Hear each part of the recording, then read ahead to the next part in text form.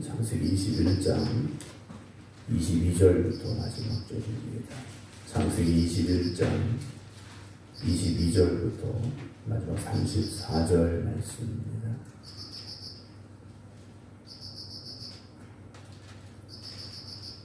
(21장 22절입니다) 그때 아비멜렉과 그 군대장관 비굴이 아브라함에게 말하여 이르되 네가 무슨 일 하든지 하나님이 너와 함께 계시도다. 그런즉 너는 나와 내 아들과 내 손자에게 거짓되이 행하지 아니하기를 이제 여기서 하나님을 가리켜 내게 맹세하라. 내가 네게 후대한 대로 너도 나와 내가 머무는 이 땅에 행할 것이니라.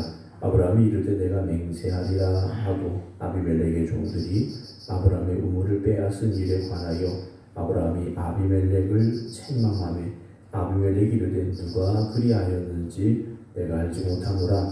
너도 내게 알리지 아니하였고 나도 듣지 못하였더니 오늘에야 들었노라. 아브라함이 양과 소를 가져다가 아비멜렉에게 주고 두 사람이 서로 언약을 세우니라. 아브라함이 7 암양 새끼를 따로 놓으니 아비멜렉이 아브라함에게 이르되 이 7 암양 새끼를 따로 놓으면 어찌니냐. 아브라함이 이르되 너는 내 손에서 이 암양 새끼 7을 받아 내가 이 우물 판 증거를 삼으라 하고 두 사람이 거기서 서로 맹세하였으므로 그곳을 브엘세바라 이름하였더라. 그들이 브엘세바에서 언약을 세우며 아비멜렉과 그 군대장관 비굴은 떠나 블레셋 사람의 땅으로 돌아갔고 아브라함은 브엘세바에 에셀 나무를 심고 거기서 영원하신 여호와의 이름을 불렀으며 그가 블레셋 사람의 땅에서 여러 날을 지냈더라. 아멘.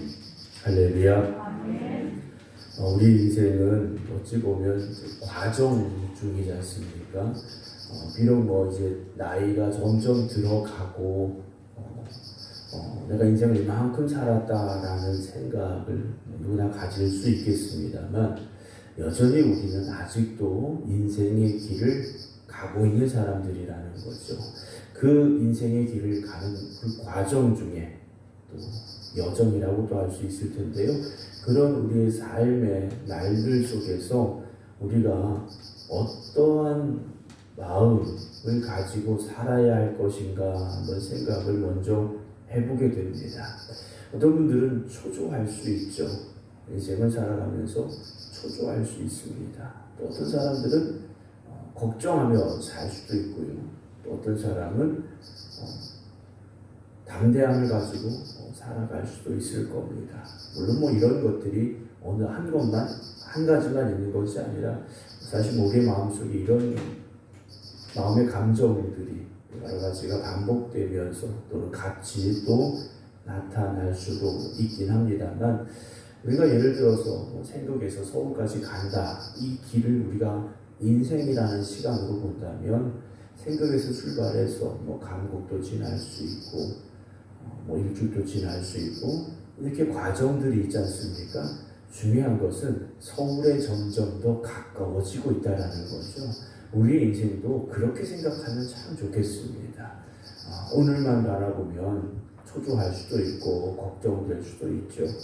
두려울 수도 있을 겁니다. 그러나 점점 더 하나님이 약속하신 그곳이 가까워져 오고 있다라는 그런 믿음을 가지고 있다면 우리는 매일매일의 삶을 지나온 날들을 돌아보며 감사할 수 있고 다가올 날들을 보며 기대할 수 있지 않을까 하는 그런 생각을 해보게 됩니다. 하나님께서 아브라함을 맨 처음 부르실 때 창세기 12장에서 복 주시겠다 하셨죠. 너의 자손을 주셔서 아브라함이 자손을 주셔서 민족을 이루게 하시고 너를 축복하는 자를 축복하고 저주하는 자를 저주하겠다. 네가 복이 되리라 하나님께서 약속해 주셨습니다. 그러니까 아브라함의 인생은 지금 그 약속을 향해 가고 있는 과정이라는 거죠. 아직 약속이 완전히 이루어진 건 아닙니다. 그러나 그 약속을 향해 점점 더 가까이 가고 있죠. 근데 아브라함은요, 그 약속의 과정 중에서 오늘 본 말씀 이전에 우리가 좀 말씀을 나눠온 일들을 돌아보면 아브라함이 그 약속, 하나님의 그 선하신 약속을 온전히 믿지 못할 때가 많았다라는 거죠. 왜 그랬겠습니까? 인간적으로 생각해보면 초조했죠. 나이는 점점 들어가고 또 주변의 상황들을 보니 두려울 때도 있었더라는 겁니다. 그런 아브라함이었지만 하나님께서 약속하신 그곳에 지금 데려가고 계시고 아브라함은 그 길을 지금 어쨌든 한 걸음 한 걸음 가까이 가면서 그 약속의 자리에서는 그 약속이 이루어지는 자리에서는 그 시간이 점점 다가워져 오고 있음을 보게 되죠. 그래서 내일 드릴 말씀은 아브라함을 하나님께서 시험하시려고 이삭을 번제로 바쳐라 라는 그 큰 일 앞에 이제 아브라함이 서게 되는데 바로 그 직전에 아브라함이 어떠했는가를 우리에게 보여주고 있는 말씀입니다. 오늘 22절을 보게 되면 그때라고 되어 있죠. 그때는 어제 드렸던 이제 하갈과 이스마엘을 집에서 내쫓게 되는 그들이 이제 떠나가게 되는 과정이었습니다. 그런 과정이 있었습니다만 그럼 아브라함에게 또 어떤 일들이 일어나고 있는가? 아비멜렉과 그 군대장관 비골이 아브라함을 찾아왔습니다. 이들이 찾아와서 하는 말이 네가 무슨 일을 하든지 하나님이 너와 함께 계시도다 라고 이들이 말해요. 이 사람들이 하나님을 믿는 백성이 아닙니다. 그럼에도 불구하고 이들의 입에서 야 아브라함을 보니까 저 아브라함은 무슨 일을 하든지 하나님이 함께 계시는 것 같아 라는 말이 나올 수밖에 없었더라는 거죠. 아브라함이 자신의 아내를 누이라고 말하면서 아내를 왕의 첩으로 주었던 사건만 보아도 하나님이 아브라함을 얼마나 사랑하시는지 아브라함을 얼마나 지켜주고 계시는지 아브라함을 또 하나님께서 얼마나 축복하시는지 모든 사람이 보며 알 수 있다라는 것이죠. 오늘 여러분들의 삶을 볼 때도요 세상의 사람들이 여러분들을 보면서 이런 고백을 할 수 있다라는 거죠. 뭐 내가 그 말을 다 듣지 않는다 할지라도 사람들 보기에 저 사람은 정말 예수 믿는데 하나님이 함께 하시는가 봐 이런 말들을 할 수 있는데 정작 우리가 깨닫지 못하는 경우가 많다라는 거죠. 밖에서 보면 다른 사람들이 보면 아무개는 정말 하나님 사랑하시는가 봐 이런 말들을 할 수 있고 하고 있는데도 정작 내 자신은 하나님 나와 함께 계실까? 왜 난 이렇게 힘들지? 난 왜 이렇게 어렵지? 난 왜 이렇게 외롭지? 난 왜 이렇게 고통스러울까? 난 왜 이렇게 슬플까? 우리는 그렇게 생각할 수 있다는 거죠. 여러분, 내가 내 자신만 보지 마시고요. 나를 위하여 일하시고 역사하시는 나와 함께 하시는 하나님을 바라보는 여러분들 되시기 바랍니다. 이들이 그 말만 하러 온 게 아니죠. 23절 그런즉 너는 나와 내 아들과 내 손자에게 거짓되이 행하지 않기를 이제 여기서 하나님을 가리켜 내게 맹세하라 이 말을 합니다. 이 말 속에 담겨져 있는 뜻을 우리가 한번 깊이 생각해 보면요. 창세기 12장 아까 말씀드렸죠. 하나님께서 하신 말씀입니다. 내가 너를 축복하는 자에게 축복하고 너를 저주하는 자에게 저주하리라. 이 말씀이요 지금 그들에게 두려움으로 다가오고 있다라는 겁니다. 이들이 아브라함에게 하신 그 말씀을 들은 건 아니지만 아브라함을 잘못 건드렸다가는 아브라함과 함께 하신 하나님께서 우리를 그냥 내버려 두시지 않는구나 라는 그런 두려움과 마음이 그들에게 왔다라는 거죠. 그럼 어떻게 지내야 됩니까? 아브라함과 잘 지내야 되는 거예요. 아브라함과 잘 지내야 되는 거죠. 그래서 블레셋 아비멜렉 왕과 군대장관 비골이 아브라함을 찾아온 겁니다. 나하고 맹세하자라는 거죠. 우리 사이좋게 지내자 맹세하러 온 거예요. 아비멜렉은 이게 왕입니다. 그러나 아브라함은 아직 왕이 아니에요.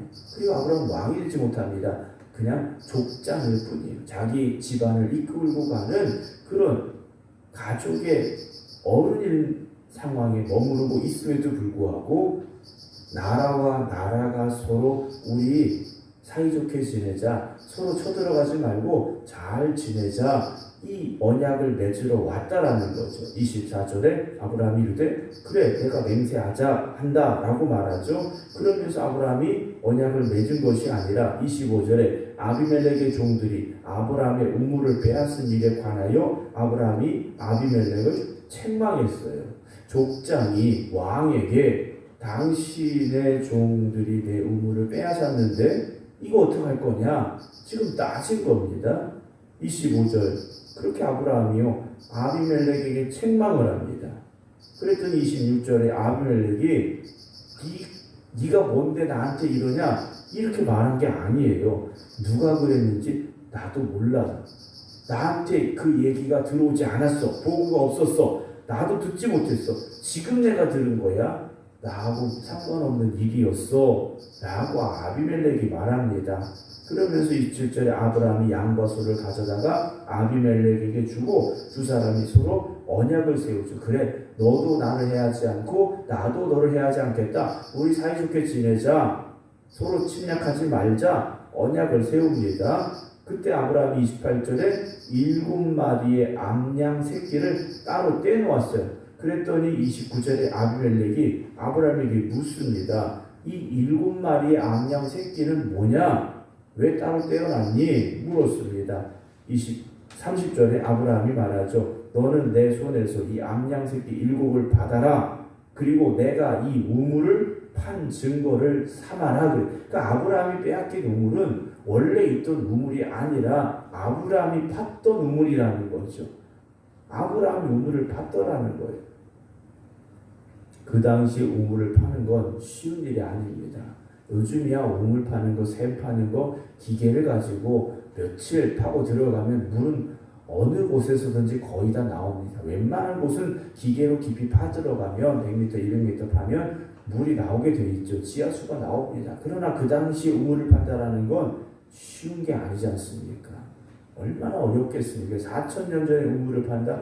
뭐 도구가 요즘같이 좋은 시절도 아니고요. 그런데 아브라함이 우물을 팠더니 거기서 물이 나온 거죠. 물이 거기서 나온 겁니다. 하나님께서 물을 주신 거지 않습니까? 그런데 아브라함이 힘이 없으니까 그걸 빼앗겼던 거예요. 그런데 이제 아브라함이 그 우물을 다시 아브라함의 우물로 인정받는 언약을 맺자라고 아비멜렉에게 이야기하는 겁니다. 31절 두 사람이 거기서 서로 맹세를 하게 되죠. 그래, 이 우물은 아브라함의 우물이다. 아비멜렉이요 인정을 한 겁니다. 그 말은 뭡니까? 우리가 다시는 이 우물을 빼앗지 않겠다. 아브라함의 곳이다. 아브라함의 땅이다. 인정을 해준 겁니다. 그래서 그곳 이름을 부엘세바라 이렇게 부르게 되죠. 부엘세바라는 이름의 뜻은 맹세의 우물이라고도 부르고 7개의 우물이라고도 부릅니다. 그러니까 아브라함이 그곳에 한 7개의 우물을 팠던 것 같아요. 많이 팠지 않습니까? 그런데 이게 이제 누구의 것으로 인정받는 겁니까? 아브라함의 것으로 인정을 받았죠. 32절에 그들이 부엘세바에서 언약을 세우매 아비멜렉과 그 군대장관 비골은 떠나죠. 그리고 자기들 땅으로 돌아갔습니다. 33절 아브라함은 부엘세바에 에셀나무를 심고 거기서 영원하신 여호와의 이름을 불렀다 그랬어요. 아브라함의 입에서요, 야, 내가 아비멜렉하고 이제 동등한 위치야. 내가 성공했구나. 이 말이 아니었습니다. 하나님의 이름을 불렀다라는 거죠. 그래, 하나님의 은혜구나. 하나님이 나와 함께 하시니 내가 지금 이렇게까지 됐구나.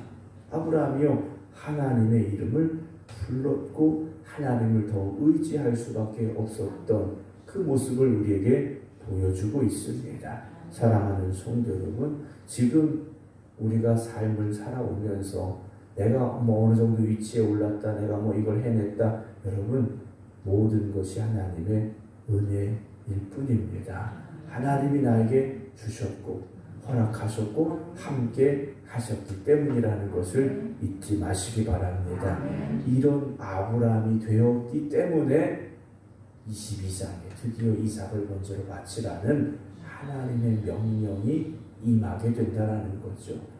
아브라함이 이렇게까지 믿음의 성숙함이 없었더라면 22장의 아브라함은요, 우리는 만날 수 없었을 겁니다.